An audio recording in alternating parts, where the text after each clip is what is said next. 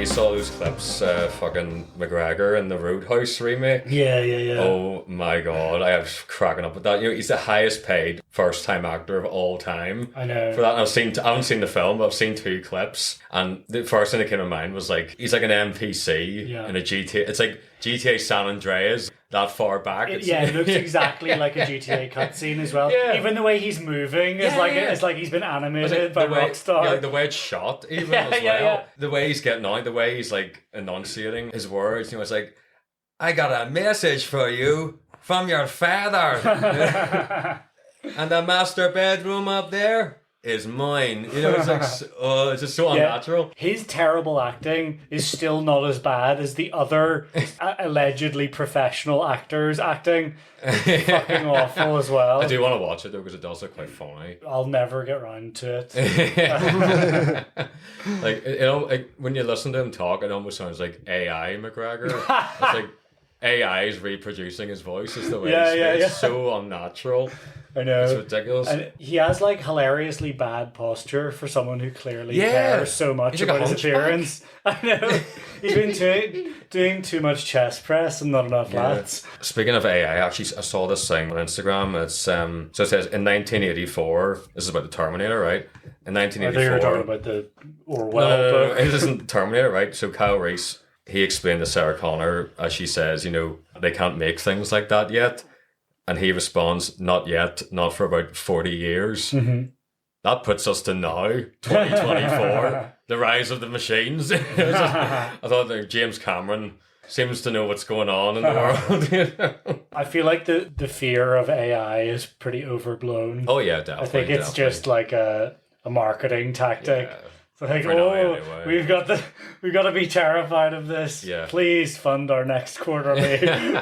You need to show this to Rory and talk about it to the listeners. So by this, he means the Weatherspoons propaganda dossier that we picked up in Birmingham. It was on every table in the Weatherspoons there. Weatherspoons is pretty good. Check that out, Rory. Does truth matter? So explain exactly what this is. From what I can gather, it's like all the corrections that their lawyers have managed to extract from news articles that happened over the pandemic. Looking through them, a lot of them are just like minor corrections, and like, you know, they might have like fucked up one line or something in the article, and then he's like, lies, all of them. Like, it concerned me because it's like in his or in whoever's written this conception, every single conceivable media outlet is like the lying press. Like, I don't know if I can legally make a comparison to the like the fact that it funnels you, you know, like it's like all of these things are threats to free speech or whatever, and then it funnels you at the end to an article by Toby Young, who is an interesting character, let's just say, and they're holding up the Free Speech Union as like the defenders of free speech, which, if you look into it for a second, is full of people promoting wild conspiracy theories, and like they'll defend you as long as your free speech is bigoted. Did I just see? Sorry, open one page. I just saw a Bond villain there on the left. Yeah, it says how Weatherspoon became a James Bond villain. ... based on false information. Oh, of course. And here's a quote from Cat Weatherspoon's the saint. Here's a quote from Cat Stevens at the top as well. Now, maybe you're right, maybe you're wrong, but I ain't going to argue with you no more. I've done it for too long. Cat Stevens. Yeah, so there was a fresh copy of that on every single table in the Birmingham Weatherspoons. Yeah. Cat Stevens not Yusuf now. I thought it was interesting. He is definitely called Yusuf, yeah. Well, why they printed him as Cat Stevens? Because they deny that. They don't acknowledge that. That's very good. They would claim it's about some pro... Oh yeah. It's a psyop, presumably run by the Jews to make everyone convert to Islam or something. Oh fuck! Earlier in the week there, I managed to pick up season 1 and 2 of Extras on DVD because I found it very hard to like. You can't DVD. It's hard to like just get it online. I think you need to use like iPlayer, and I ain't paying for no bloody TV license. So I bought it on DVD. And I rewatched it all in a couple of days. It's so fucking good. It's that Les Dennis episode. It's like once you hit that one, that's like you're sold. Like, you know, like Bonnie, the part where like his daughter comes to the door. It's like, do not come in. Yeah. Do not. I'm just finishing a meeting. Do not come in. Little bugger stole my watch. Well, one I love. It's like probably like a lesser known character, but it's in like the Samuel Jackson episode, and it's the Welsh extra who's like trying to befriend Ricky Gervais. He's like the big bald guy, and like he's always like he tries too hard to make friends with him. Like he starts off having like a really funny story, then it makes a complete U-turn into being the most depressing thing you ever heard. He's like very funny guy. Not towards the end though. He was stuck downstairs, no legs, and you could hear his wife upstairs with another man having it off. You know, my eyes. Love that guy. Yeah, he's hilarious. I think probably my favourite character in the whole thing. I think it's got to be Patrick Stewart. Oh God, Yeah, like is there any nudity in it? Yeah. I'd already seen everything. I've seen it all. Yeah. There's hostages and they're in the back and they're naked because their clothes are falling off. Their clothes are rubbing off. I love that. I think I watched. Oh, Perfect Days. Wim Wenders. Fucking sensational. That's a must see film. It's the most simplistically beautiful film I've seen in years. It just has one sort of single idea and it explores it so powerfully. Like it's still lingering with me after days. It almost like resets your soul. It's such a powerful film, but it's so simple in the way it executes it. You just need to watch it. There's no way I can really explain it to you. Perfect Days. Perfect Days. By Wim Wenders. I know you like that. I like it a little name. Wenders, yeah. Harn Anderson. He's another great film called Paris, Texas from the early 80s. It's been on my list for a long time, but I've never watched it. It'd be a good double bill. Those two definitely. Yeah, it looks very heartwarming. It's depressing and heartwarming at the same time, you know. I just got round to seeing Poor Things. Oh, I thought it was incredible. Yeah, worth doing an episode on, definitely, because it was the production design alone is insane. I haven't seen that, but it looks interesting. I've flicked past it a load of times because it's available there on Disney. On Disney? Fuck me. They'll show anything. I'm surprised 120 Days of Sodom isn't on it. I actually watched that for the first time the other week. Tough wank. We recording now? Yeah. Then on. Welcome back, Colonels and Cornheads, to the 4th episode of the Popcorn Head podcast with your host, Popcorn Head. Joining me once again are my illustrious co-producers, Mr. Roy Moore and Mr. Tom Brady. Today we are looking at Milos Forman's Amadeus, which was released in 1984. Well, there it is. Why would God choose an obscene child to be his instrument? The more fantastic, the better. That's what people want. Fads. Samson, do you like this? You're drunk, aren't you? Grazie, signore. He's setting that play to music. It's cream cheese, mixed with granulated sugar, suffused with rum. Scribbling, bibbling, bibbling, scribbling. Before I leave this earth, I will laugh at you. The film, it's a fictionalized biographical drama of renowned composer Wolfgang Amadeus Mozart, told from the perspective of fellow composer Antonio Salieri, who in the film was deeply envious of Mozart, and he claims that he murdered him before recounting the story of the rivalry to a priest while being held in an asylum following a suicide attempt. Starring F. Murray Abraham as Salieri and Tom Hulce as Mozart, the film was an enormous success. It grossed over $90 million, won 8 Academy Awards, with F. Murray Abraham and Tom Hulce both being nominated for Best Actor for their performance, Abraham emerging the victor. Is that how you say that? Hulce? Hulce. I had to look it up. Hulce? He was so familiar, but I've never seen anything that he's in. You know... I look there. Hunchback in Notre Dame. Actually, do you know exactly who he is? Who? Do you remember that clip from that film of the guy going, "Oh man, oh God, oh man, No way. oh God, Is that him? that's him, yeah." Oh my god! Oh no, I might be wrong. He's in... I know I get confused with your man from Barry Lyndon. They look very similar. Oh, they do, and you're right. He died Um, very recently. Oh, that's going to really annoy me, his name. Will I tell you?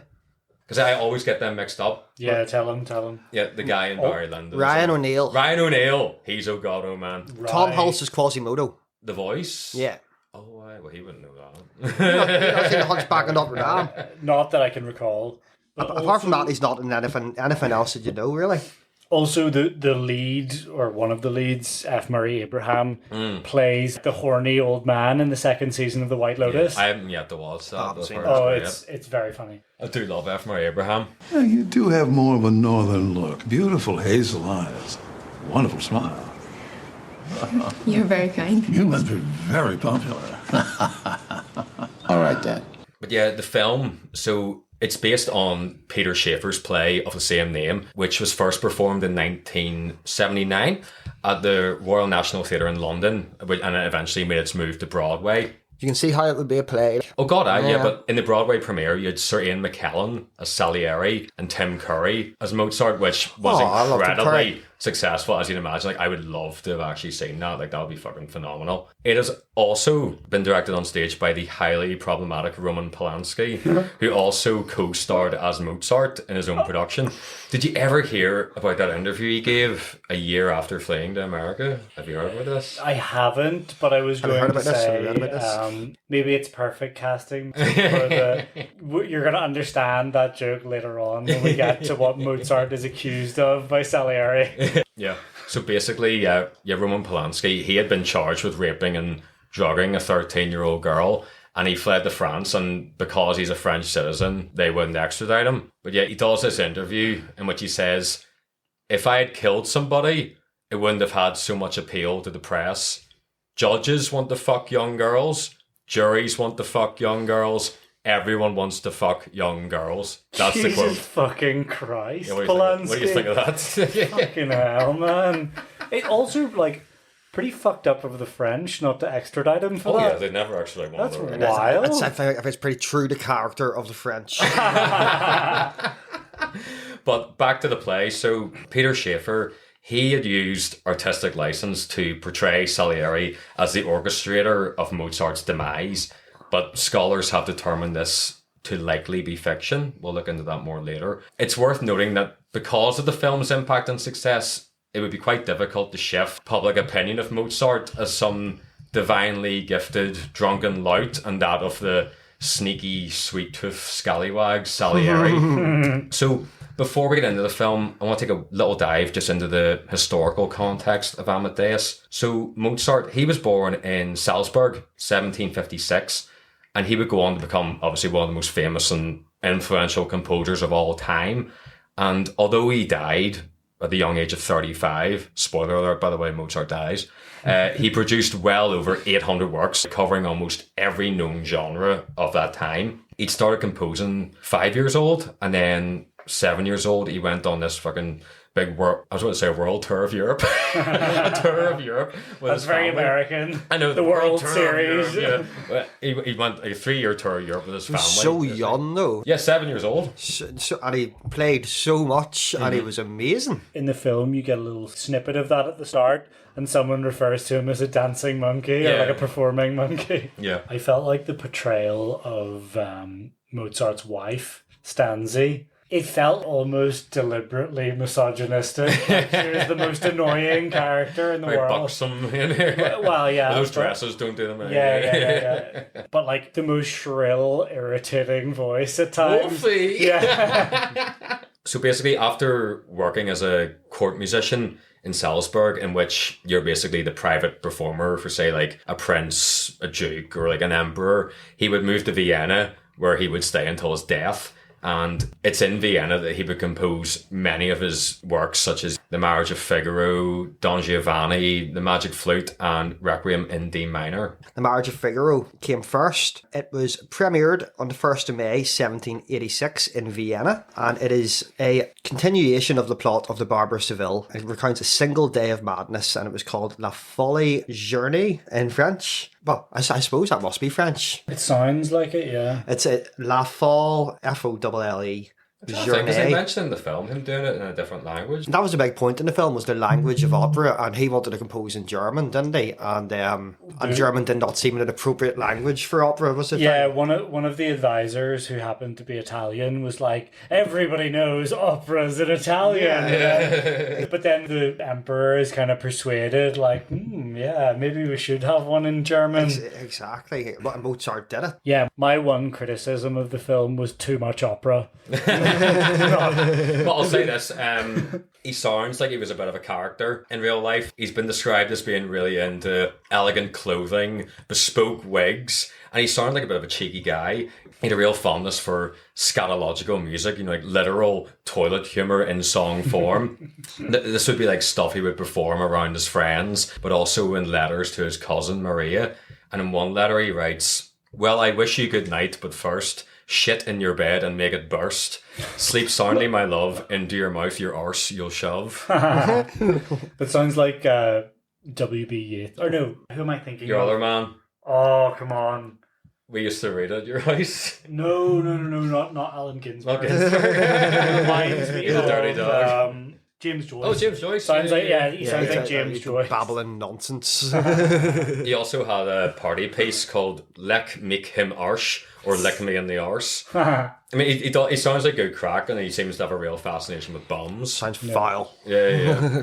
You can compare that with like modern day, like parties when you grew up, like guys getting the guitar out, and like Oh my god. doing like an acoustic "Hey Ya" or something, but instead, lick him in mine arse. At least that would be funny. I know. There's nothing worse than someone trying to show how serious they are. Yeah, at like a house party. Yeah. All the girls wooing. Oh man. Do we know anything else about Mozart? He died in Vienna on 5th of December 1791. His dad was a violinist at the court of Archbishop of Salzburg, so he had a really strong musical introduction to life. His sister was also incredibly talented, but never got the respect that she deserved because being in his shadow. Also probably because she was a woman. Absolutely. She was never given the opportunity in the same way. The guy who plays his father in the film is, he's in a bunch of things, but he's the main narrator for the Game of Thrones books. Oh, really? I was looking at audiobooks? this. Yeah. That's So quite cool. all the Game of Thrones audiobooks are read by that guy. Yeah, I didn't. I actually never really looked at who he was. He gets I think he's in a couple of episodes, but I haven't recognised the character. Salieri, he was born in 1750 in Legnano, Italy, which is just south of Verona. And he was a major player in the development of opera during the late 18th century and really influential on fellow composers. Despite his works, they were eventually dropped from public performances, and he faded somewhat into obscurity as a composer. He was still really important and in demand as a teacher. Ludwig van Beethoven was actually one of his most famous pupils. And Salieri's music, it would rarely be heard until his fame was revived with Peter Shaffer's play and the subsequent film adaptation.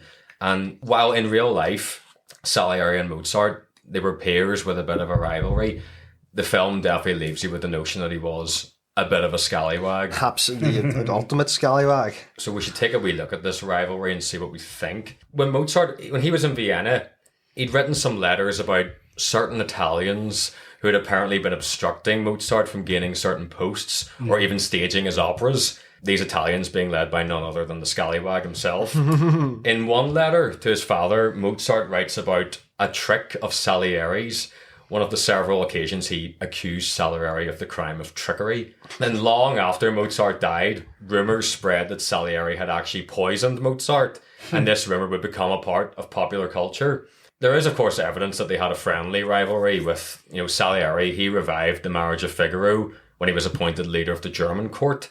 And Salieri and Mozart, they also collaborated on a cantata for a famous singer. And in a letter, Mozart wrote he basically picked up Salieri to take him to go see the Magic Flute, claiming Salieri would be up on the balcony crying out, "Bravo, bello," throughout the performances. And then when I was researching this rivalry, I came across this little game from 1988 for the Commodore 64.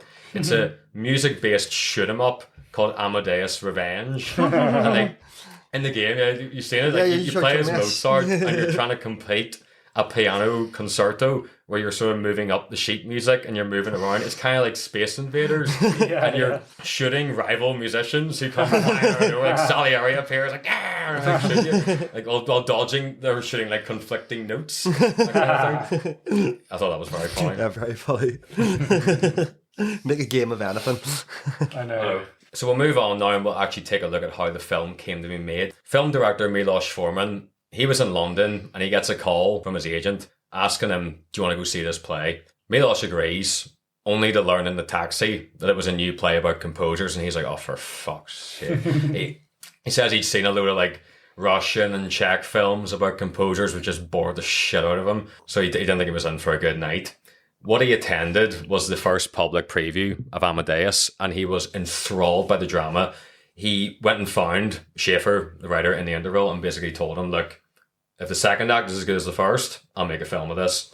And he was glued to his seat till the end, and after the show, found him, told him, I would love to make this film. So for like 4 or 5 months, Schaeffer and Milos, they worked on a screenplay 5 days a week. Milos himself, he considers working on a screenplay to be like half of the directing. And you sort of understand that, you know, it's having a hands-on approach. You can really reshape the film from the play, which is something that can go very wrong if you don't distance yourself enough from the idea of the work as a play. A recent example I can think of this is Darren Aronofsky's The Whale. It was adapted from a play, and it's the kind of film I'm very aware I'm watching a play. Just, it's things like blocking, you know, like the way the actors move around at times. It's like, it's such a cliched theatrical manner. You know, like a character, they'll be standing in the background and one will like walk toward the camera and speak off camera facing away from, you know, as if they're speaking out to like a crowd. Or it was just so unnatural for a film. It really how do you not catch that? Like, I know. Is that what he was going for? I don't know. But anyway, Milos and Schaeffer, they found the adaptation to be a bit of a challenge. They both referred to Milos Forman's house as the prison. They were a bit of an odd couple, notably like they hated each other's cooking. And what's like traditional? Would you know like traditional Czech cooking? Yeah. So like you could get maybe like goulash and dumplings, which is awesome. Goulash is like a stew, isn't it? Goulash is a word that doesn't sound appetizing though. No, it does not. No, but it's like, I'm sure it's lovely. Like smoked paprika and like slow cooked meat and stuff. It's amazing. Sounds great. It sounds like gruel. Gruel's more like porridge, like thin, I do like a wee gruel. Yeah. A tin gruel is pulverized. But then you could also maybe have like duck and cooked sauerkraut almost. Yeah. With dumplings is quite a traditional Czech meal. Nice. Actually, funnily enough, I was watching it with my girlfriend who is Czech. Yeah. And she was like, why is everyone in the crew Czech? Like every single person in the crew nearly had a Czech name. And turns out it was filmed in the Czech Republic. Yeah. We'll get on to that. But there was something else I was going to say about Czech cooking. I really wanted to try traditional Czech cooking. Like I wanted to go to like a nice restaurant that did Czech stuff when I was there. Yeah. So we were in Prague and there was this American landlord who owned the Airbnb we were renting. And I was like, where can you go that does really nice Czech food? And he was like, don't bother. Like, it's really boring and common. Like peasant food. Are you serious? Yeah, he literally said that. Yeah. I'm not even joking. He literally said that. And I was like, dude. There's nothing wrong with a bit of peasant food. Like, exactly. It's often very nice. Yeah, but I was like, French cooking's all peasant food. You know? You're not answering the question I asked you and you're being a cunt about it. Like, so yeah, Milos and Peter, they would spend a couple of hours each day listening to Mozart's music for inspiration. And the music, it would become like a third main character in the film, you know, rather than being in the background. It very much sits at the forefront like a leading character. Now, in 1983, Amadeus, it was on Broadway. And for 9 months, the role of Mozart had been played by Mark Hamill, who was in the process. He was basically trying to evade typecasting right after the enormous success of Star Wars. But when casting was taking place, Milos, he just couldn't get Luke Skywalker out of his head when considering Hamill, you know. And Mark, he claims that Milos was very upfront about it and he appreciated his honesty instead of getting his hopes up for the role. Another contender for the role was a young Kenneth Branagh, who actually thought he had the role in the bag before being told they were casting Americans. Other notable figures. Why were they casting Americans? No, I'm not sure. Well, I might have an idea and we can get into that. Other notable figures who weren't successful for the role of Mozart as well. You had Tim Curry, obviously, Mel Gibson, David Bowie, and Mick Jagger. I'd like to see Mick doing it. Doing it, going all that on the stage. I say Mick Jagger and who was the other one you said? David Bowie. No, I think I could see David Bowie before You could that. see Bowie doing it or somebody. I feel like either of them... Mel Gibson and Mick Jagger were the two that didn't fit there. Even Bowie, I think, like, by casting a non-actor in the role, you're probably going to ruin the film. Yeah, well, that's the thing. Milos didn't want known faces for the leads at all. He wanted the audience to see Mozart and Salieri. He didn't want typical Hollywood leading men. Yeah. And it was only Tom Hulce, it was only his 4th film, and yet he was given the role of Mozart, and he wanted his piano work to look as believable as possible on camera, and he would spend a month with this piano teacher prior to filming in order to appear like a natural, practicing up to 5 hours a day. But for me, the most memorable and iconic performance in the film, it belongs to F. Murray Abraham as Salieri. Abraham, he initially came in to read for a smaller role, and Milos just thought he was alright. Then a young actor came in to read for Mozart, and Milos, he basically just asked Abraham, would you read for Salieri just for this young actor? And he claims he just gave a fucking amazing performance in the read-through. So Milos, he would ring Abraham and tell him, oh, you're my first choice for Salieri. But Abraham wanted assurances. This guy had to pay rent. He wasn't a big actor. So he became reluctant. But this attitude, it led Milos to sort of consider the real life Abraham as being similar to the character of Salieri, in that way. And he gave him the role basically for that. Like, he could see it inside of him. Yeah, his performance is incredible. Whenever he's playing Salieri as an old man in the asylum, his little mannerisms and the way his mouth moves and everything, there's loads of little details. Yeah, nothing's lost behind that makeup. Yeah, it's so believable. It feels like you're looking at an old person, even though he wasn't at that time. It's believable that he's old. Like, he's obviously an incredibly talented actor. Sensational. I'm looking at a portrait of the real Salieri, and you can see how F. Murray Abraham holds his face the same way, has the same sort of... The haircut's obviously a bit different. But, he's definitely got the same sort of way. So Salieri looks nothing like F. Murray Abraham. Yeah. But he's got a much smaller nose for a start. Absolutely. Looks much less Italian, doesn't he? Yeah. That's it. Abraham, he would find out he got the part on the set of Scarface. He was playing Omar, the informant who gets hung out of the helicopter. Oh my god. Yeah, that's Abraham. Yeah. So he was on set. Don't you ever fuck me. Yeah. And then basically when he got that part, everyone on set immediately changed their opinion of F. Murray Abraham because everybody wanted that part. It was massive. The actors in Amadeus, in terms of Milos's directing style, they would describe him as being abrupt but never wrong. Milos, he firmly believed that the less you talk, the less you confuse actors, and that a good director always chooses people better than themselves. Surround yourself with people who can really drive you and push you to be better, Yeah.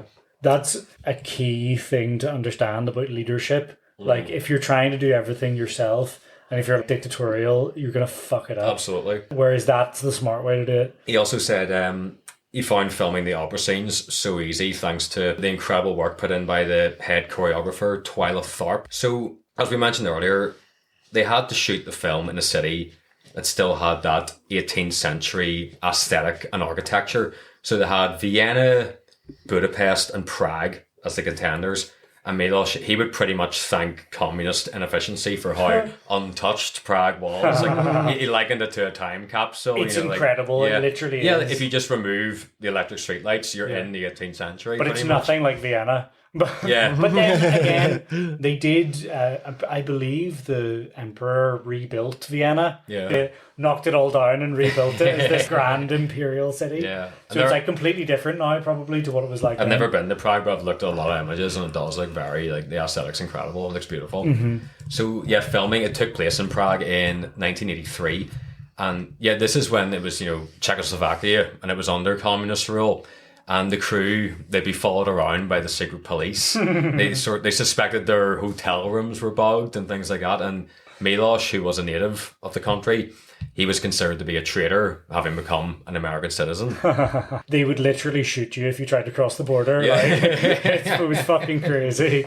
So F. Murray Abraham, he recalled this story about how they thought their hotel rooms were bugged. He was in the room with another crew member, And the other guy's freaking out and searching for this bug, and like Abraham didn't give a shit. He just wanted to go out for dinner. And the other guy, he's looking all over, checking like chandeliers, moving rugs, and then he finds this metal plate on the ground with 2 screws in it, and he takes a butter knife and starts unscrewing it, going, "I told you, man, they got us bugged." And as he removes the last screw, they hear this almighty crash from below. There's the chandelier in the room below. So they fucked off the dinner as quickly as they could. Very good. And then on the 4th of July, right, they were shooting this opera scene, and you've all the cameras around the building, like overlooking the singers, the dancers, the audience, and fucking like 500 odd extras. And as they start rolling, instead of Mozart playing, the American national anthem starts blasting over the speakers, and a huge American flag unfurls on the stage.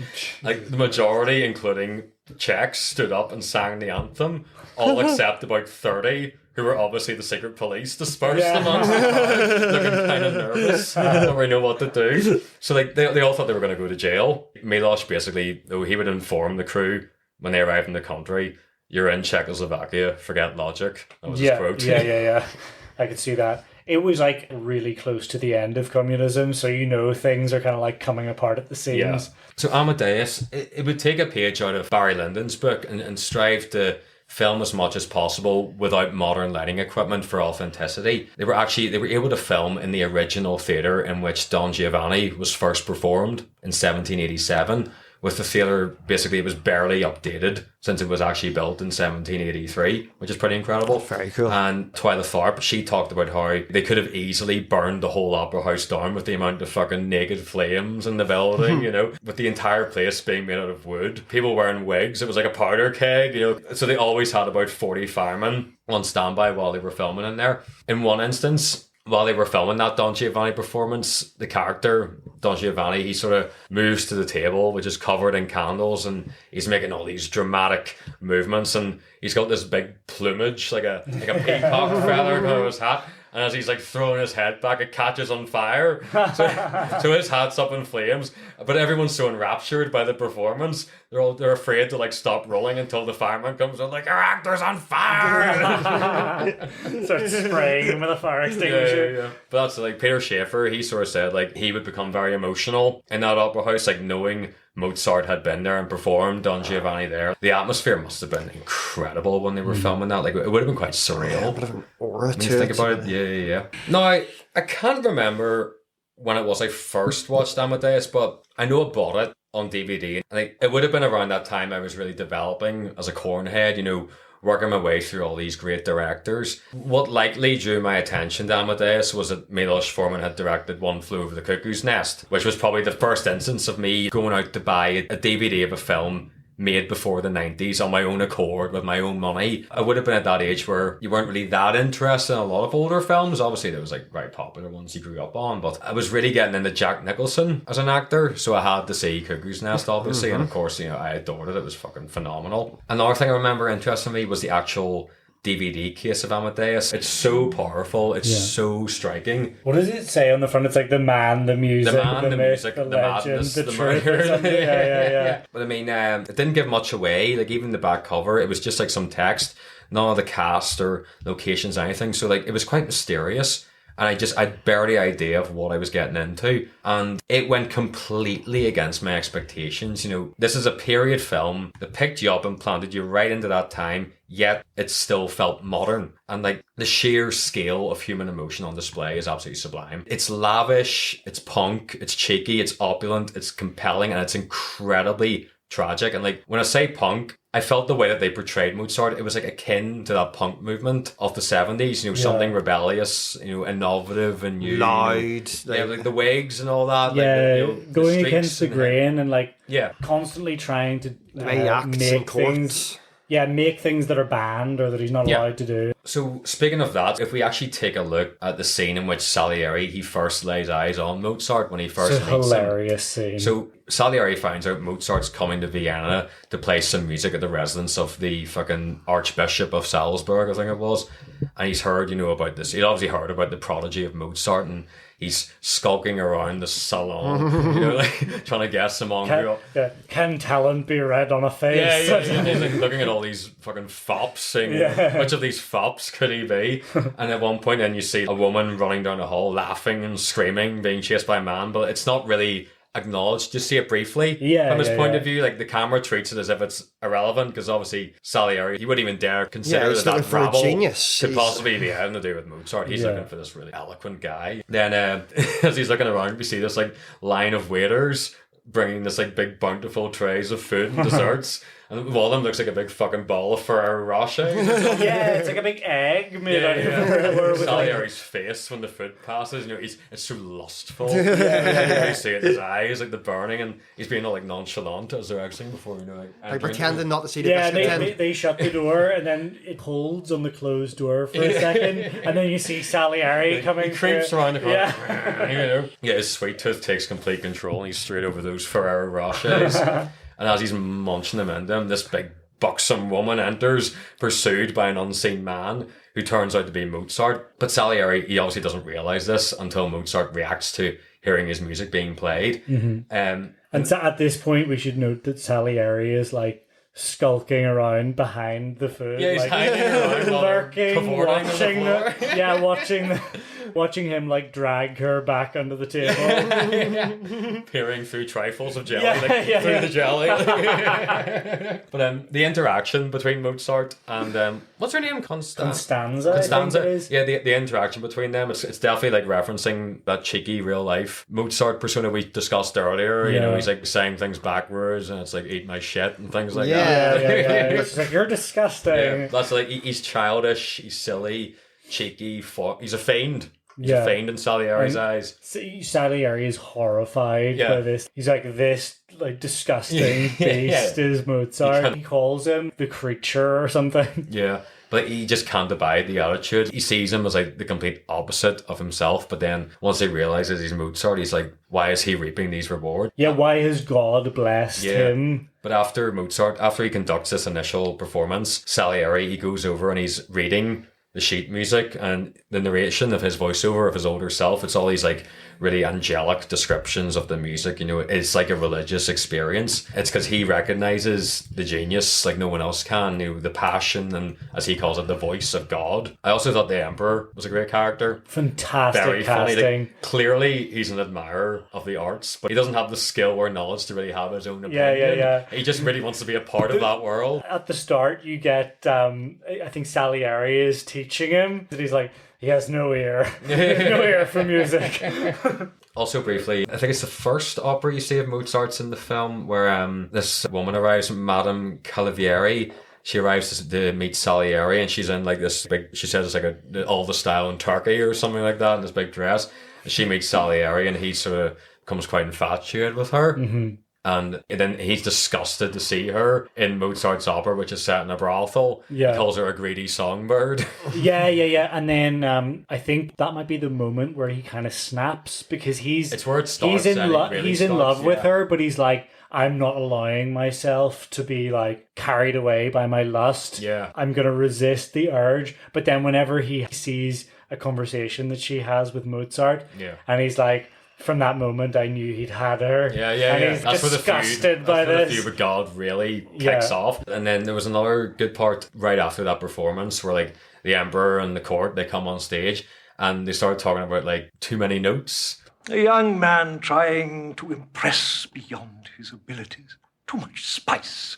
Too many notes. It's like they resemble like modern music producers, very opinionated and controlling over the art of a genius. Yeah, just wanting to have an opinion for the sake of it. Yeah, they have they're making it up on the spot. They have this conversation earlier on. One of the Italians was complaining about there being too many notes. Just asserting power for the sake of it. There's one quote, it's like, there's only so many notes an ear can hear over the course of an evening. That's correct, isn't it? He's very much like that Emperor. He's very much like Hugh Laurie in Blackadder. Thank George. Excellent, sensible policies for a happier Britain. Oh, there it is then. Too many notes. That I knew I recognised that actor, and he's in so many different things. I definitely recognise him. He's in Ferris Bueller's Day Off, and he's in Deadwood. Yes! And I think he's also in Payback, the Mel Gibson revenge movie. Fuck, I need to rewatch that. I haven't seen that since I was a kid. It's wild. I'm sure it's great. No, sorry. It might be Constanza, actually, that's in Payback. I think she's like an uncredited prostitute or something in it. No, this is a film that I really love. I would actually sort of consider it to be a comfort film, which I don't know what that says about me as a person, considering the film's core themes, but, you know, I've always been a sucker for a big meaty, sweaty costume drama, you know. Like, not only is it one of the greatest films about art, but it's such a shattering examination of the gap that exists between genius and just mediocrity. Yeah. And you would think, going into a film about Mozart, this is going to be a biopic told from his point of view, covering the days from his childhood, touring in Europe up to his eventual death. But instead, the story's told from the point of view of an old, apparently mad Salieri, now confined to an asylum following a suicide attempt. Very bitter. Yeah, and he relays the story to a priest through flashbacks, like, you know, cutting back to the present to enforce that pain that these moments brought to Salieri. And it's guided by this beautifully written and performed narration from F. Murray Abraham. Mm-hmm. But it's his battle with religion, and it's his battle with his belief in God and the unfairness of the... That is what the film is about. God's That's right. God, I don't see it as a biopic of Mozart at all. I see it as one man's battle with God. Absolutely. That is the film for me. Absolutely. Yeah, 100%. Yeah. He's constantly praying to God, which made me laugh a couple of times when he was like, please, God, enter me. I want to get on my knees and start praising Jesus. Yeah. Yeah, he's constantly trying to... He's like, God, enter me for one moment. Like, let me produce one piece of music just that's one. as good as Mozart. God is kind of like humiliating him because in his eyes, because he's seeing Mozart being granted all these gifts while he has like done everything right, done what he was supposed pious, to do, he's been pious, chaste, whatever, chaste. Very chaste. Yeah, well, we'll see. With borders on it. It's like his relationship with God is what's really driving his hatred. Absolutely. If he didn't believe in God, he probably wouldn't hate Mozart in the same way, that in the like visceral way that he does. And whenever he decides, right, me and you are finished, God, and he like throws the crucifix in the fire. Crucifix. Yeah. It's very powerful. Yeah, but that method of storytelling, you know, the narration, it does help with the film's exposition, as Salieri's experiences and motives, they're very carefully unfurled, leading him to where he is now. A lot of voiceovers in film, they can be a little too heavy with exposition. One I find as an example of is Casino by Scorsese. It's one that I think it's good, but I feel it's very heavy, and you've got about 4 people narrating that film all at one point, and they're just telling you everything. You know, all of Scorsese's films are a bit like that. But it works in Goodfellas. It works very well in Goodfellas. You know, but I think Casino, it's too heavy. As long as I knew I wanted to be a gangster, it's phenomenal. It's phenomenal. But like it's just like telling the viewer information, whereas Amadeus, it shows us the information while we're pretty much acting as the priest. You know, we're listening to this complicated confession of Salieri.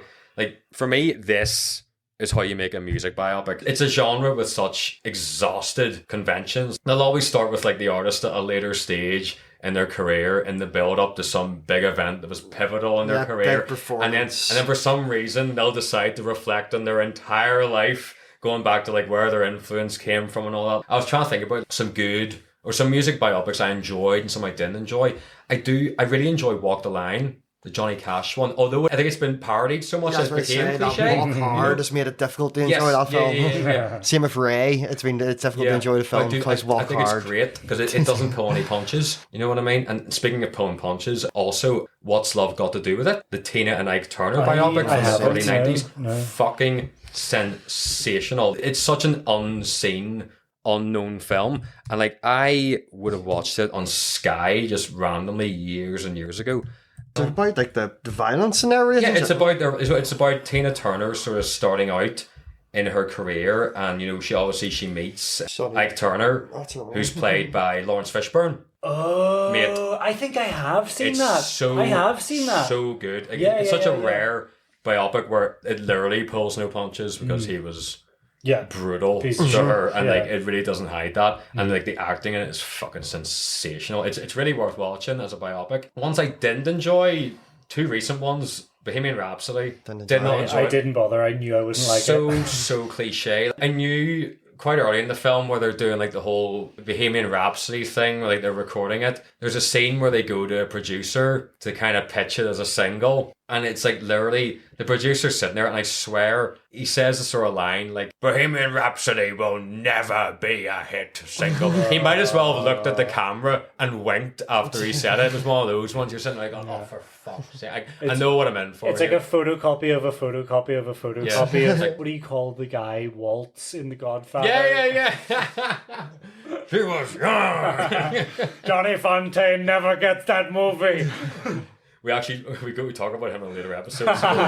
But yeah, it's just such a thing, there will never be a 5-minute song on the radio. Wink to the camera. It's like, fuck up. Like, I felt the film's approach to homosexuality and Freddie's lifestyle, it almost felt like it was pandering to that very closed-minded way of looking at it all, while trying to seem like it was going against that, even though it was very muddled and strange direction. I didn't care for it at all. Yeah, there's another one that I was considering watching, but I never did because I watched the trailer. I think I just came across the trailer of the new Elvis film. Oh, mate, that's the only one I mention. There's a bit in the trailer where you can hear Elvis on a radio, and you get Tom Hanks being like, he's white. Yeah, I was like, no, not for me. That's one thing about Elvis. Like Tom Hanks, I think is horrendous in Elvis. He's playing the Colonel, and he's from Eastern Europe. He's somewhere the Colonel. In Eastern Europe. Yeah, the Colonel. Sanders. Not Colonel Sanders. No. That was the name of Elvis's manager, the Colonel. Oh right, yeah, there we go. That's one of them. He was from Eastern Europe, and so Tom Hanks is doing this kind of impression throughout the film. Like Terminal. It's so bad. Is it Terminal that he's playing? They have Eastern European guy in the airport. And he does that accent the whole time. In my bonnet about Tom Hanks.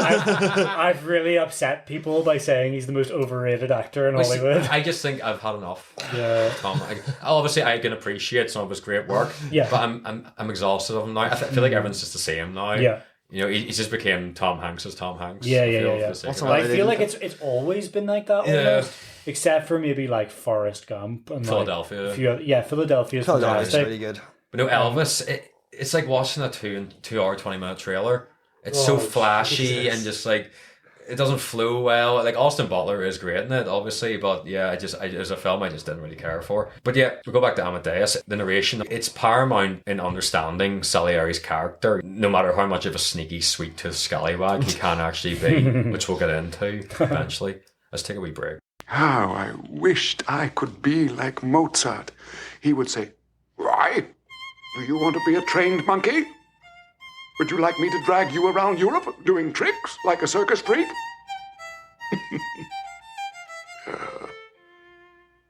How could I tell him what music meant to me? I've put a towel down, so I'm now much more comfortable. So, do you guys remember when you first saw the film, or like, what's your sort of take on it? What do you think of it? Must have been with yourself about 10 years ago, and loved it. It was one that you had recommended. I didn't really know anything about. I just remember being blown away by it, by the sneakiness of Salieri initially. Sneaky and then guy. obviously if you learning a bit more about Mozart years after that, seeing the other side of it. I just watched it for the first time the other day, and I did really like it, but as I said, too much opera. Actually, my favourite bit of music that he plays for an audience is whenever he's in the vaudeville place towards the end. Oh, is that the magic flute? I'm not sure, but it might be. It's the piece of singing that's based off his mother-in-law screaming at him. Oh yeah, I remember that. And because there's a scene where she's screaming at him, and then it kind of like blends into this performance of a singer being like, "Oh, marry him, you won't have a pot to piss in. You selfish thing." Selfish, that's what you are, selfish. Simply selfish.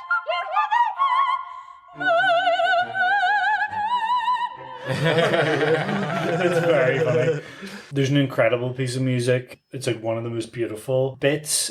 And there's this part where the emperor yawns. Oh yeah, and it's everyone looks on like, and there's like a hierarchy of yawns. Like if the emperor yawns once, then it's okay. Like the film won't run for very long, or sorry, the play won't run for very long. But it's fine. But if the Emperor yawns twice or 3 times or whatever, fucked. like, it'll be cancelled. Like, it'll not run again. Yeah. Hilarious rating system they have. No IMDb, it's it's how many times. How many yawns? And there's a hilarious bit where it's like, he can only concentrate for 1 hour. You gave him 4. You made too many demands on the royal ear. The poor man can't concentrate for more than an hour. You gave him 4. As we were sort of saying before, in Amadeus, the narration is paramount in understanding Salieri's character. You know, no matter how much of a sneaky, sweet-toothed scallywag he can actually be. It'd be worth looking at the whole opening scene where we find, you know, Salieri. We meet him in the asylum. The first, 3 weeks of filming, they basically just did Salieri in the asylum. And F. Murray Abraham, he would be in makeup at fucking 4:30 every morning. Makeup would take about 4 hours, and then sitting there for 4 hours a day would make him really tired and slow, it helped his performance. I love the way he's rushed straight to an asylum following a suicide attempt. You're like, were hospitals and asylums one and the same at this time? You know? I think there's a certain amount of that, yeah. It is technically like a medical facility. Yeah. And I think it's one of those things in the past where you're not allowed to commit suicide. Mm-hmm. It's frowned upon, it's against God or something. It's still a sin. You're not allowed the sweet relief of death. You're not to serve your Lord until your dying day. So because he tries to kill himself, they're like, oh well, there must be something wrong with him. He needs to go to the asylum. It's when the priest actually enters the asylum, it feels very similar to a scene in Cuckoo's Nest where Jack Nicholson and the chief sort of been taken to wait in another part of the hospital. It's definitely a wing for the worst cases, you know, in the hospital, you know, and it felt very akin to that. And there's a couple of cameos. The bit where you see them walking down the hallway in the asylum is horrific. There's people in cages and stuff. Neck braces and shit. There's a guy with an iron collar who's chained to the wall. Yeah. And then there's a guy in a horizontal cage lying down, just reaching out of it, some sort of creature. Am I remembering correctly that it's sort of ambiguous at the start where he is? You don't know where he is until later on, and you're thinking it could be prison, it could be asylum, it could be hospital. He's in a massive monastery. It could be anything. Yeah, he's in a massive old-fashioned wheelchair. Yeah, that's right. That's it.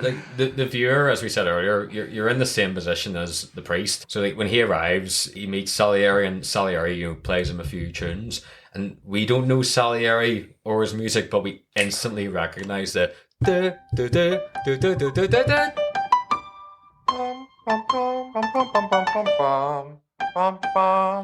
like, oh yeah, I know that. The priest starts singing along, and he's like, that's not one of mine. The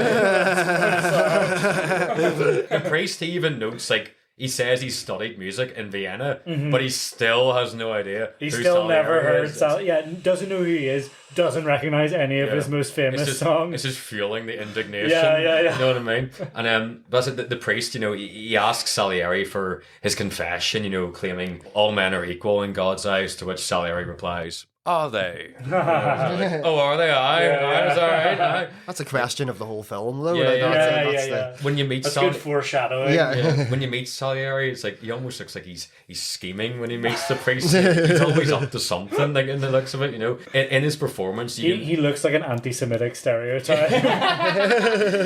you can really see a man so jaded by God. He even looks to the sky when he mentions Mozart's name. You see him glance up as if he's looking up and silently I'll show you. You know. And then obviously as we carry on from there, you see when Salieri was a boy and we witness his character pretty much manifest his own doom, you know, in offering his life to God in exchange for talent and fame. You could say that he willingly makes himself a slave. There's also a part where they're in church and he says, well, his father prayed to God to protect commerce. Very funny.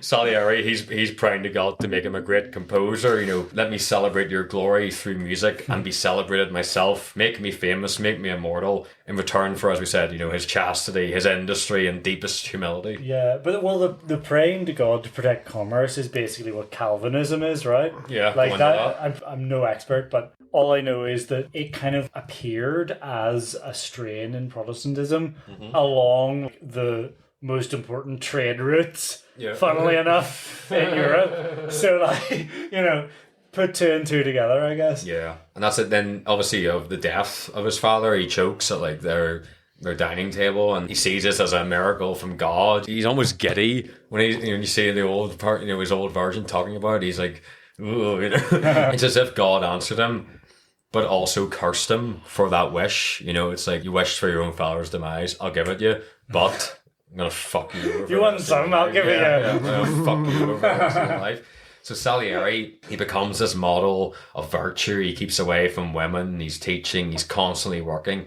And he was happy for a while. He thought God accepted his vow, and he honoured it. Like, there's even a line where he says... But he's like, he's so successful. He's the court composer. Yeah. He's got this prestigious title, but it's not enough because he knows, compared to Mozart, he's a mediocrity. Yeah. And then there's another scene I really want to talk about, and it definitely feeds into... It was Rory, I think, coined this name, the Sweet Tooth Scallywag. Basically, Salieri, he's doing singing lessons or something with this woman. He's at the piano. He's scoffing all these sweets that are on the piano, while he's doing it. So funny. He takes one hand off playing the piano to eat. His descriptions of them are so funny as well. It's like, it's a candied plum. Or whatever. Nipples of Venus. They're Roman chestnuts in brandied sugar. Try one. Go on, try one.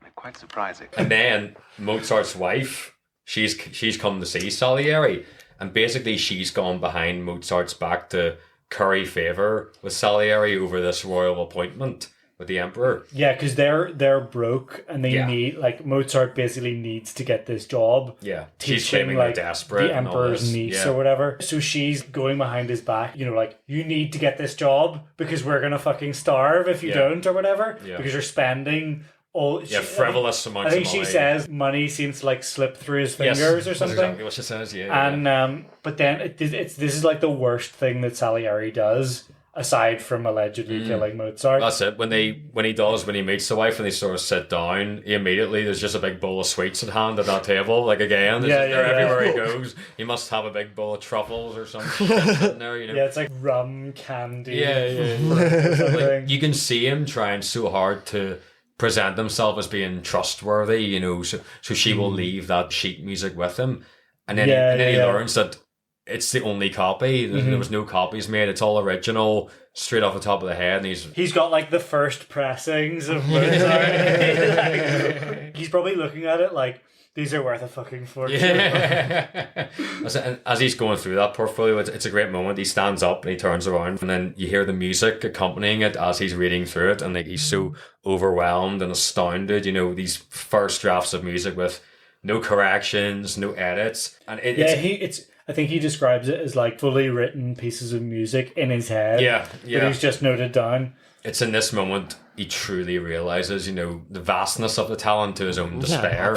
And it becomes clear to Salieri that Mozart was producing the voice of God. It is like, this is the final nail in the coffin for him. So what he does is, he tells Mozart's wife to come back at night alone. Fucking scallywag. He's betraying his own morals. Maybe we can work something out. Yeah, he threatens to basically abandon his own pact with God. There's a line where he says, this is no God of mercy, this is a God of torture. Yeah. And this is Salieri like we've never seen him before, so consumed by temptation and lust, hate and spite.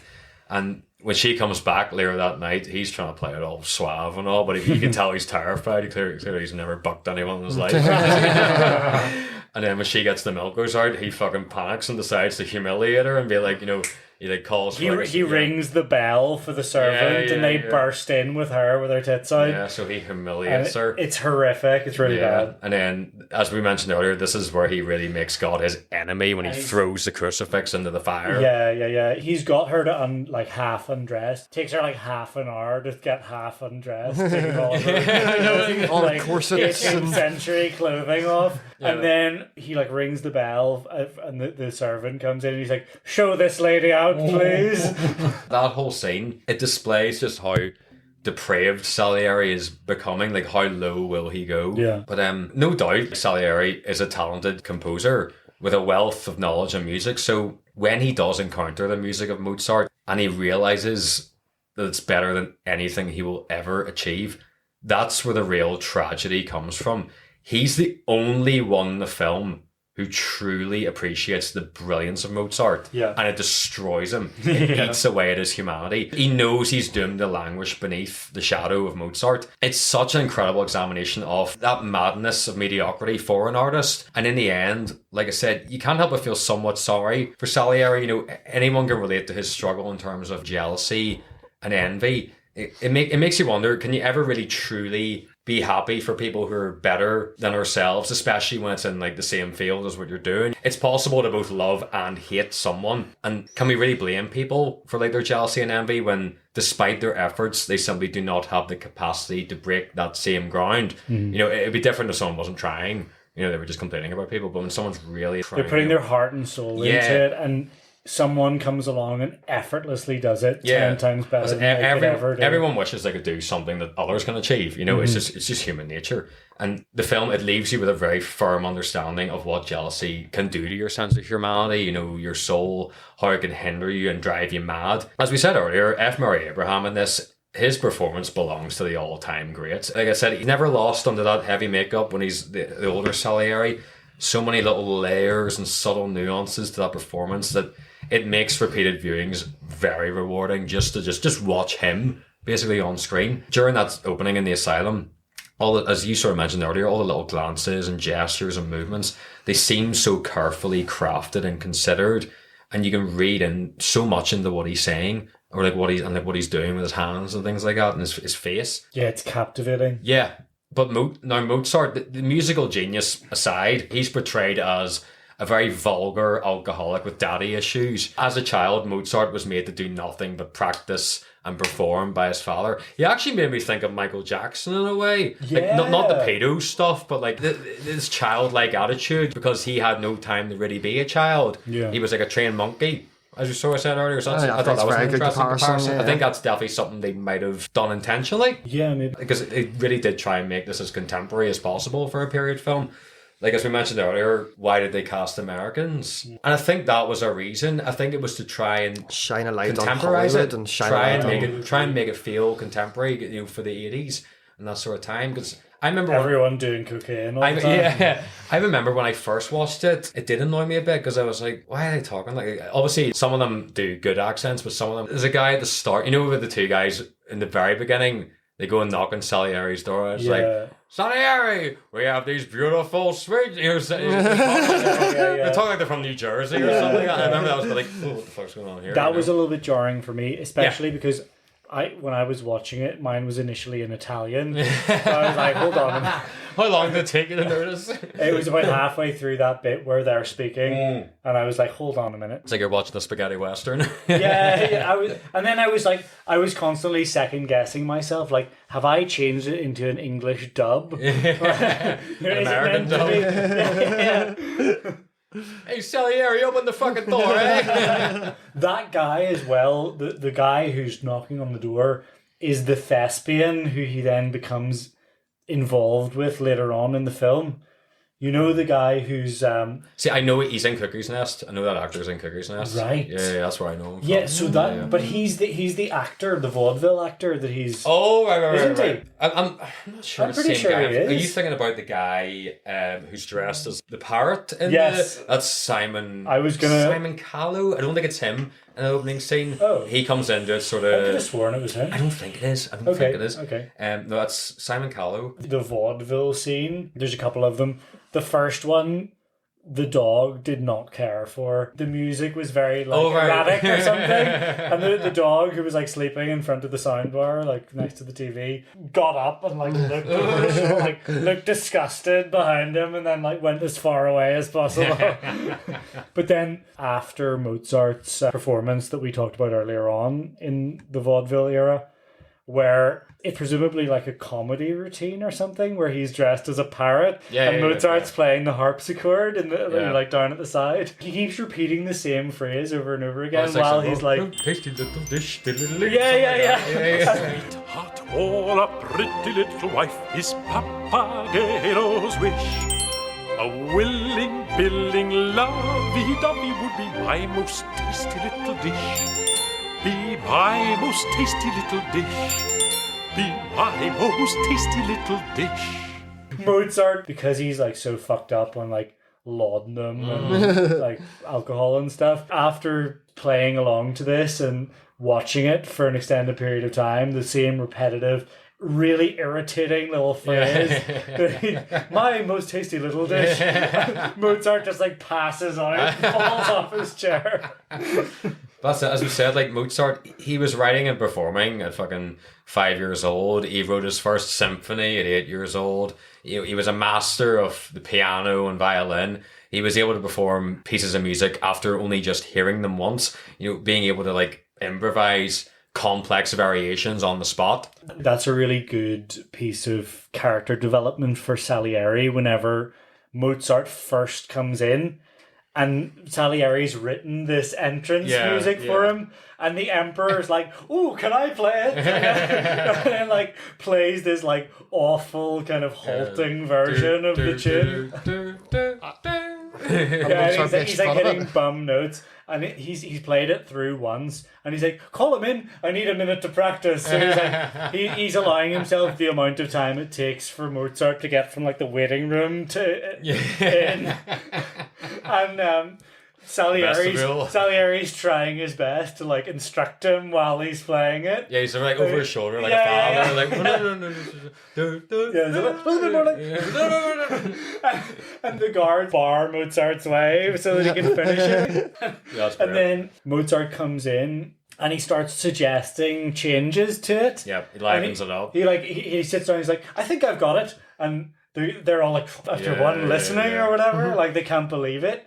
And then he's like playing it along and he's like, yeah, it's all right, but it could be better. Like, have you thought about this? And starts making it really intricate and interesting. It doesn't really work, does it? Did you try? Shouldn't it be a bit more? Or this? This? Yes. Better? What do you think?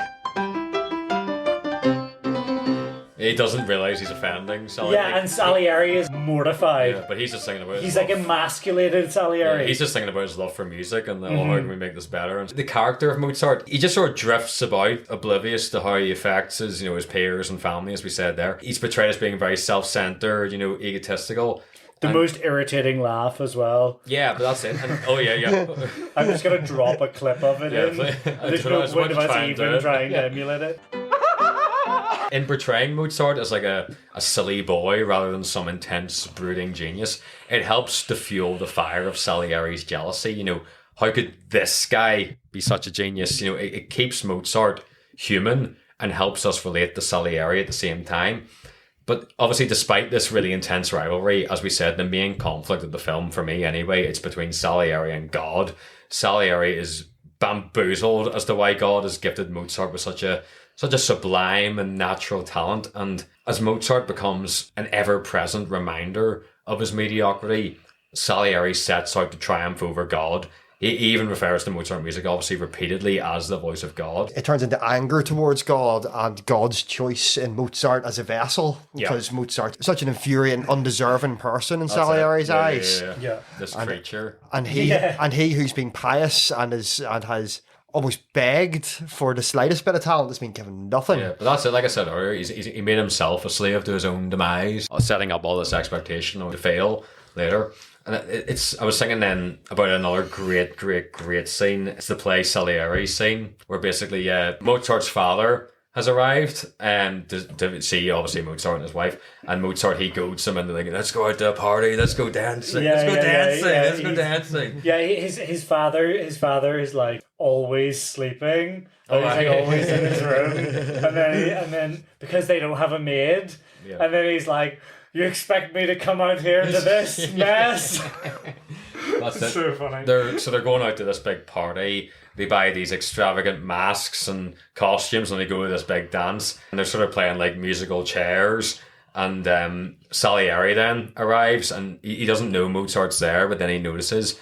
And he sort of like just grabs this tiny little mask. It's like an eye mask, like a Catwoman mask or something. Just like put over his face like that, It's a mask on a handle. Yeah. I think it's important to point out. So he's disguised and he goes to just sort of observe, and Mozart, he loses at musical chairs and he has to do this penalty. And his father wants to leave, Yeah. but he's like, no, I must do the penalty. Let me do the penalty. Yeah. And then he's basically ordered to play on the organ or whatever in the style of various composers. Yeah. Like the first one's Bach, and then they end up holding him. They hold him up over the piano to do it, and then they turn him over. So he has to he's play like, it backwards. he's like, turn, and they flip him over. It's like Jimi Hendrix or something, you know. Yeah, it's like, yeah, it's he's another way- it's He's another way of playing it cross-handed over his head. It's another way of making contemporary as well. It references like Hendrix playing the guitar over the head and things like that. And they're all shouting out like, you know, give us Gluck, give us Handel. And then of course... And he's like, no, boring, shit, yeah, of course, no, there's come your on. man with the mask. Play Salieri. I was like, now that's a challenge, you know, and he starts playing like a... child. Like a really a really like off key kind of note, like doing this like sounds like face like Yeah. doing this impression. Then he does a big fart at the end. And The final note, he goes and and throws up his coattails. He's so horrified when he sees it, but then it cuts back to older Salieri. It's probably my favorite line in the film where he's like, "Go on, mock me, laugh," and then it cuts back to like the laughing and all. He's like, "But that was not Mozart laughing, Fowler. That was God. That was God laughing at me for that obscene giggle." It's so like, it's good writing. Great. I think the acting is sensational. And also in terms of that scene, several sort of professors of music have stated after studying all the musical keys struck on the pianos, like in that scene and throughout the film, that not one key is struck incorrectly when compared to what is heard at that exact moment in the film. In other words, what you see is exactly what you hear. So Tom Hulse is actually playing that. That's incredible. Oh, that's very cool. Yeah, sensational. It's such a fresh and unique approach to take on the life of Mozart, and to present it from the context of basically another man's argument with God, it's magnificent. And the film was definitely a bit of a gamble as well, considering it plays fast and loose with what's considered to be the truth. You know, you're carefully blending history and mystery in order to make the narrative as compelling as possible and address the themes in the most powerful way. It's sort of did what Tarantino has become known for in recent years, you know, with like Inglourious Bastards, Once Upon a Time in Hollywood, in that it manipulates history. And obviously some people would take umbrage with how the film plays fast and loose with what is considered to be the truth. But of course, what I really want to get to the bottom of here, and I know you do, Roy, is was Salieri really a sneaky, sweet-toothed scallywag? That's the answer we want to find here. So where does it differ? Well, Salieri, he was not the chastised bachelor he is portrayed to be. He actually had a wife and 8 kids, and apparently a couple of mistresses. Scallywag. Everybody had mistresses back then. Salieri did Especially if you're like a court, Yeah. you know, whatever. You're bound to have, in that position, that's kind of like a perk of the job. I guess. To be expected. Yeah. Salieri, he did not commission a requiem for Mozart either. That was this guy called Count Welseg Stupik. Nor did Salieri assist in its writing. Also, I don't understand in the film what's going on with that. Like, why is that killing him? Well, and why is his wife constantly saying it's killing him? Like, stop working on that. It also appears Mozart and Salieri were actually on good terms when Mozart died. You know, with Mozart, he would write fondly of Salieri in his diary. But what about Salieri? Where's his diary? Where are we getting this Scallywag. from? Scallywag, he's under no information. Salieri, he would also give Mozart's son free music lessons after his father passed. Was this out of guilt? Scallywag. Scallywag, definitely. Basically the concept that Salieri was actually jealous of Mozart to the point that he plotted his demise is probably not true. But who knows? And like, to be honest, I don't care. It's a brilliant story, and I never would have even heard of Salieri or his music without it. The film actually... Nobody would have, is the thing. The film did. It sparked a complete revival for Salieri's music, which had previously just languished in obscurity, which is a funny thing. I mean, that is pretty cool. Yeah. It reminds me a little bit of Ridley Scott's Napoleon in terms of factual accuracy compared to the history. I saw Dan Snow ripping that apart. Yeah, Even though he really likes it, he's just ripping apart. I thought it was a good film. Complete nonsense historically, apparently. But yeah, some historians have sort of bitched about it, but there's a couple of ways of looking at it. I think sometimes people can forget that in order to entertain, sometimes you do have to take some sort of license with the truth. If all you want from a film is facts, go watch a documentary. What's the line? When the legend becomes fact, print the legend. The man who shot Liberty Valance. Yeah, that's exactly right. Yeah, it's such a good commentary on the very nature of storytelling. People do prefer myth and legend over the truth. Like, and it's understandable. It makes a better story. Like, the truth is often uncomfortable. I'm just thinking about the bit in Peep Show where Mark becomes a Jack the Ripper tour guide. Oh, the guy's like, print the myth, and Mark's like, print the legend. That's what it's a reference to. Yeah. And yet, the other way of sort of looking at it is, right, look at who's telling us this story. Salieri. At what stage of his life is Salieri telling us this story? He's old and apparently completely mad. So can we really trust his story, his narrative perspective, or even his characterization of Mozart and other figures that you see in the film? For all we know, he's making all this up to the priest in one final attempt at recognition. Like, here we have the perfect example of an unreliable narrator.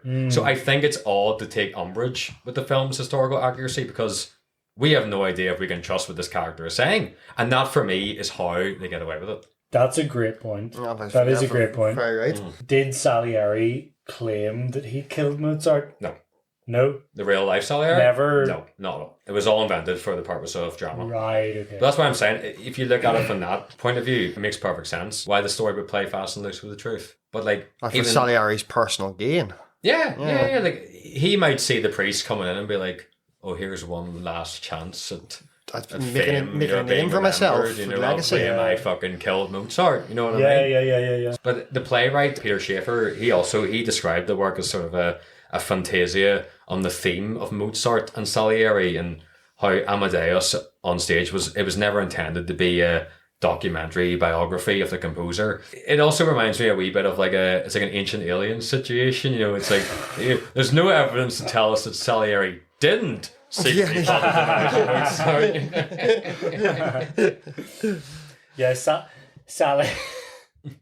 Salieri was under the pyramids creating electricity for the ancient Egyptians. So we'll talk about the build-up toward the end of the film here. So one very important scene revolves around the opera Don Giovanni. One night Mozart, he returns home and he's pissed, and he learns that basically his father has died.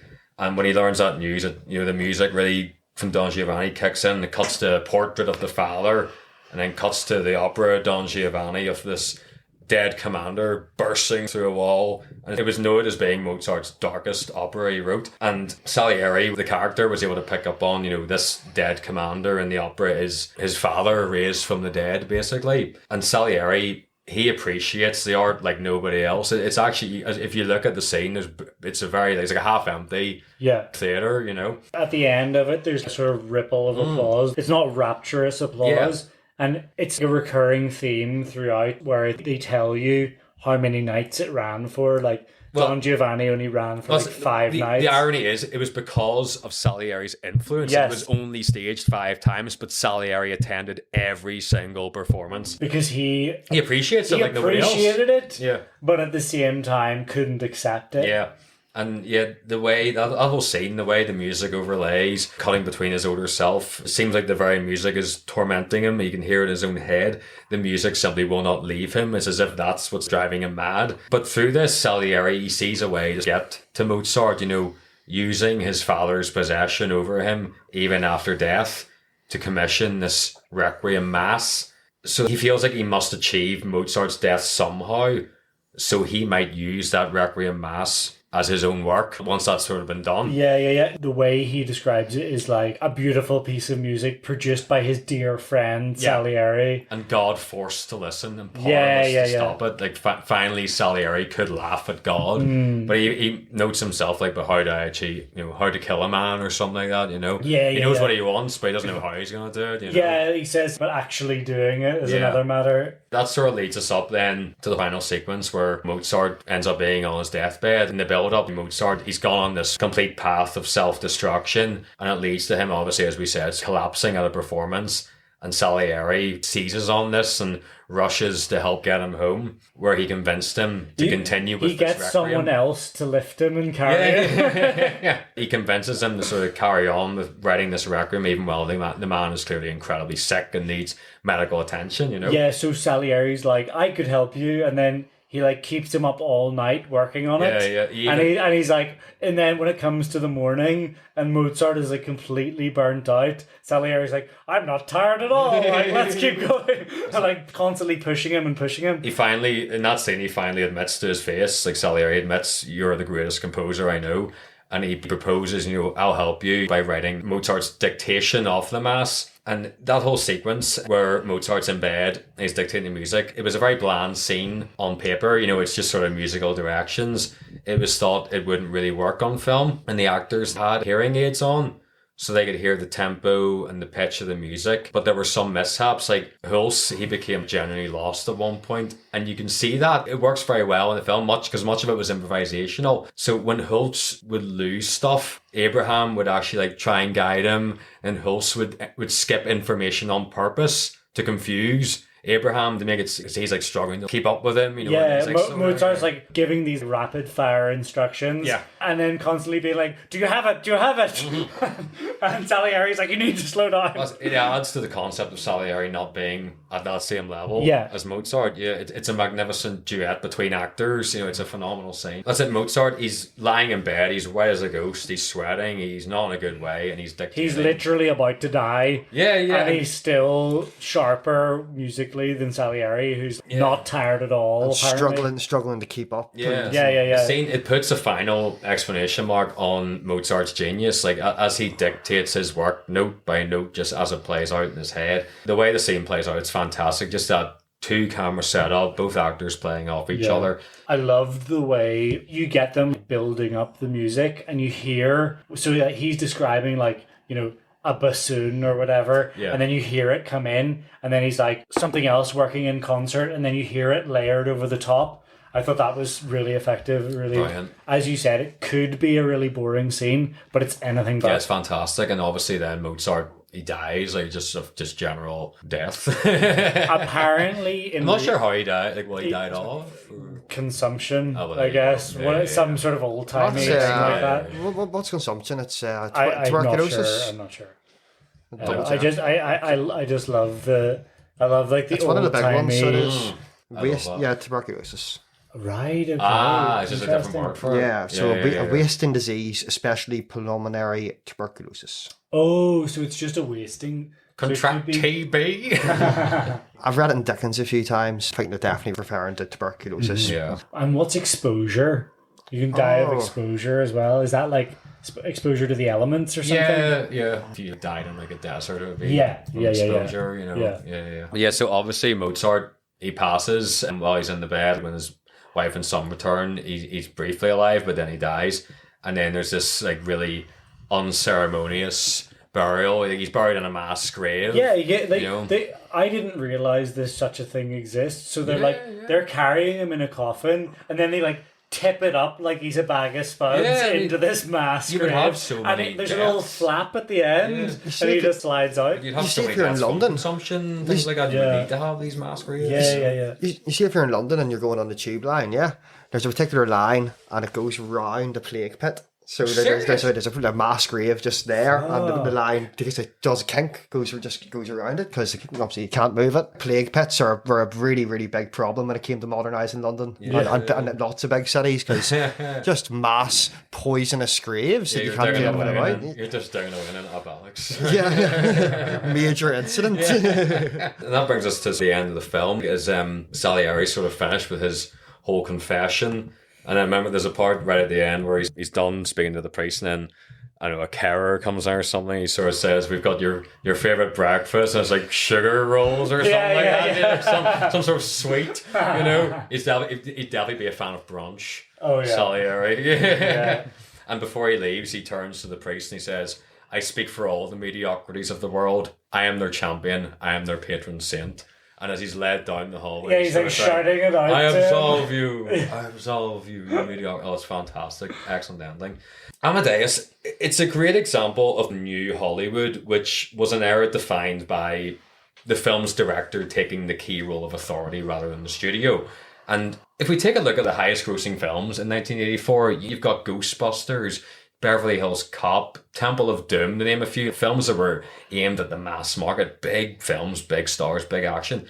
And Amadeus had absolutely no business in this market. You know, there's no action, 3 hours long, lengthy performances of opera, but the film still absolutely smashed it. Won 8 Oscars. It feels similar to Christopher Nolan's Oppenheimer last year, a film whose success had no business in our current market. You know, a 3-hour portrait of a theoretical physicist, and it only proves that there is indeed still an important place in cinema for the auteur. Yeah. Like, I feel like we're in a time of change, at least approaching one. I definitely think so. Thank God for that as well. I think the hold of the Marvel Cinematic Universe is slipping. We will come back to that in just a minute. Just while we're on Oppenheimer, like Amadeus, it took a risk and it gambled, and there's another good link between the films, because when Nolan was writing the script for Oppenheimer, he figured he needed another perspective other than Oppenheimer's, which led to the story of Louis Strauss, who was the chairman of the Atomic Energy Commission. And the relationship between Oppenheimer and Strauss, it reminded Nolan of Mozart and Salieri in the film, like this battle between the genius and the jealous man who, like Salieri, he acknowledged the genius of Oppenheimer, yet he tormented him.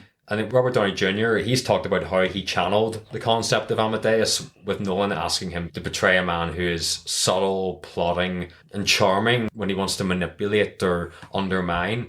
And Nolan, he sort of explained how, like, Robert Downey Jr., in his career, he's usually Mozart, but this time he's Salieri, which Downey said it really challenged his whole career trajectory, meaning he had to find new resources for his performance. I mean, this is a guy who, for the past 15 years, has been Tony Stark, Sherlock Holmes, you know, appeared in various comedy films, and here he is in a role that is totally against type, and he's fucking tremendous in it. To be fair to Robert Downey Jr., he's in Zodiac, and he's very good in it. Oh, he's a fantastic actor. Yeah. Very embarrassingly, when I watched Oppenheimer for the first time, didn't realise it was John. I didn't realise it was him until the final credits. And Denise was like, yeah, obviously. And I was, well, that does credit to his performance, I suppose. Yeah. Like, it just went right over my head. It wasn't until speaking to you after. I was like, oh. Absolutely phenomenal. Another Nolan film you could see the influence of Amadeus in is The Prestige. The magic one? Yeah. Tesla. Christian Bale. I think that's one of his best films. It is a great film. And also, I haven't seen it, but the musical Hamilton apparently uses the same narrative decision to tell the story from the perspective of the antagonist. Hamilton probably even less historically accurate than Amadeus. Complete nonsense. Yeah. But now, back as we were talking there about the current climate, we're witnessing the morbidly waning interest in the DC films with the absolute box office bomb that was The Flash. You know, it lost about $200 million. Even the new Indiana Jones film, it lost Disney about the same amount. But the budgets of these films are fucking insane compared to films that turn out to be commercial and critical successes. I mean, I haven't seen it yet, but I really want to see the new Japanese Godzilla film, Godzilla -1. It's meant to be genuinely so compelling because it excels in both the human scenes and the monster scenes in equal measure. And this is a film with a budget of $12 million, which is insane by modern standards. And it box office $112 million, you know. Fucking hell. It just shows it can be done, you know what I mean? And because it's not about that. Yeah. It's not about having like a huge $100 million CGI budget. If you look at the Transformers films and stuff like that, it's like it was all about that. Yeah. But glad to see that it's moving. That's it. You just look at how lazy Hollywood is now. It's just reboot after reboot, remake after remake. Nostalgia bait. Yeah, Disney, they're just working through all of the old animated films and giving us live action remakes that nobody has asked for. What do we have? Like Mulan and Aladdin and Jungle Book. The problem is people still go and see them. That is and it. so they gross massively. Stop giving them your money. Yes. The only way to stop this from happening is to stop giving them your money, because that's why they're doing it. You just end up stuck in this repetitive cycle of mass-produced hollow content. Like, they're basically microwaving meals for you instead of cooking it from scratch. And then you like this slop, don't you, you pig? Yeah. Then there's all this fucking cinematic universe shite, and every superhero film has a fucking multiverse now, so they can just have an excuse to do absolutely anything or bring in absolutely any nostalgia bait cameo possible that will make it make sense. Yeah, but still make it as the writing as fucking chicken korma as possible. And do you see now they're rebooting fucking Pirates of the Caribbean? What? That was announced like 2 days ago. Fucking I heard it on the radio. Why? I know, because it'll make a fucking fortune, that's why. But there is definitely a sense of weariness creeping in across the board, like fatigue for all these predictable, formulaic blockbusters. I long for the day when every single one of them bombs and the studios have to let directors do their own thing. Yeah. Or, I mean, you could say the target audience has grown and evolved a bit from that initial time, and like they want a bit more. Like we said, it's just stop handing over their money. As long as the money's there, they're not going to change anything. Like at the end of the day, and as we mentioned, like nostalgia bait, it's like one of the most defining genres of the past 10 years or so. And the Star Wars films like started it. The Disney reboot. South Park were so on it years ago when the Member Berry episode. And that was like before this stuff really got crazy. This is J.J. Abrams. It's just that now. That's all it is. Yeah. And like the more you keep revisiting the past, the more it loses its charm. That's what you find. They focus so heavy on the hype when they announce it, and then the actual content takes a back seat. They'll make these big announcements, like that last fucking Spider-Man film. It's like, oh, we're bringing back Tobey Maguire. We're bringing back Willem Dafoe. On paper, you're like, oh, Willem Dafoe. And then when you see it, you're like, this is fucking shit. Do you think these nostalgia-based films genuinely do you think they take away from the magic of the original? Yes. Yeah. Or do you think they serve to highlight the brilliance of the original? Well, I suppose you could argue. You could make an argument for both, but I think I don't know what wins out. I think they are kind of like they're undermining the original by kind of flogging a dead it's one of these horse. things you think you want it, and then when it happens, you're like, I didn't want this.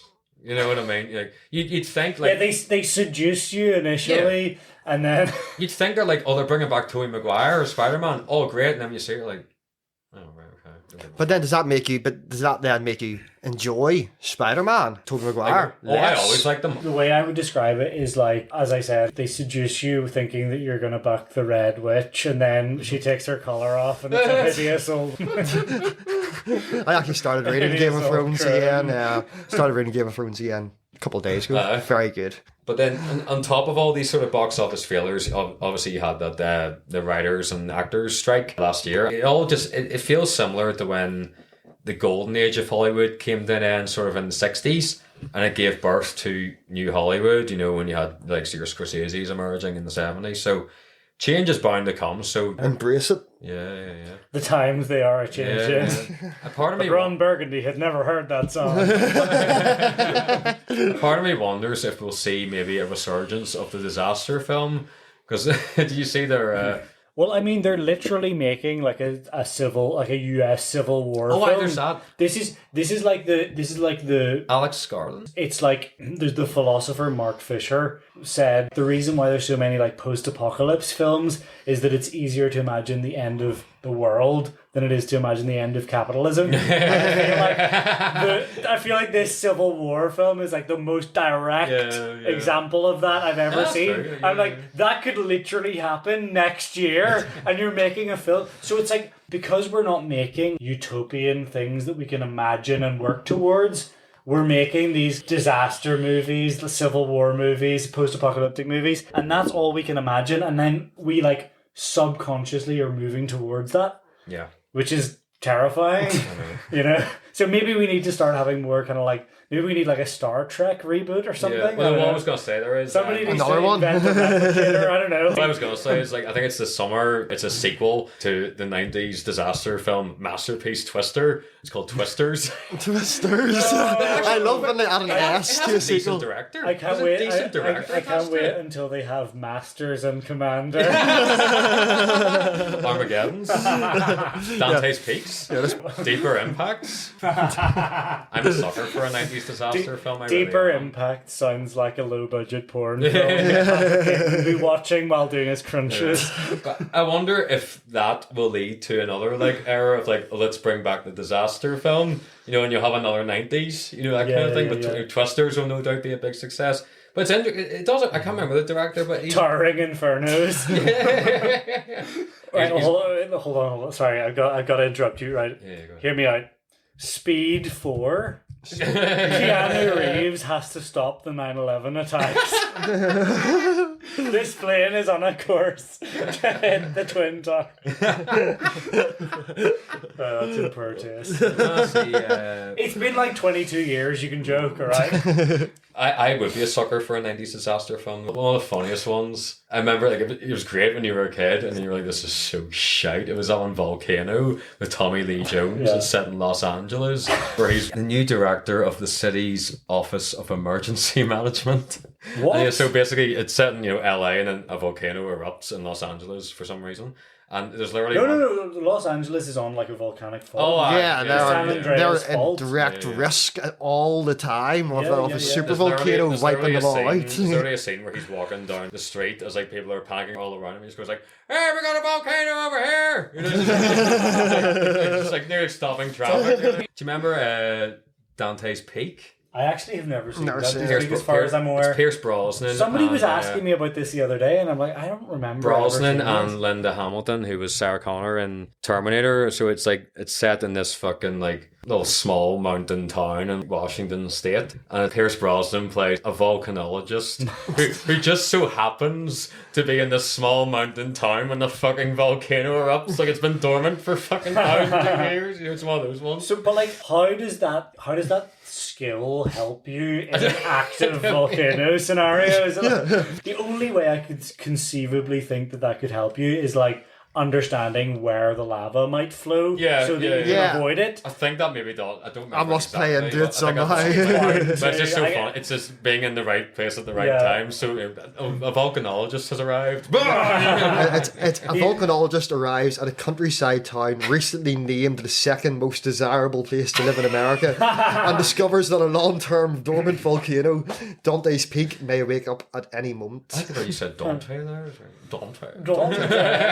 What would you say, Dante? Dante! Hey, Dante! Dante. Well, is there any other business? No, I don't think so. We need to do a wrap up for the. Oh yeah. The Yeah. For the listeners. Oh fuck them. Well, Colonels and Cornheads, thanks for joining us once again, and we look forward to seeing you again on the Popcorn Head podcast. But it's ta-ra from now from me. Good day. Thanks, guys.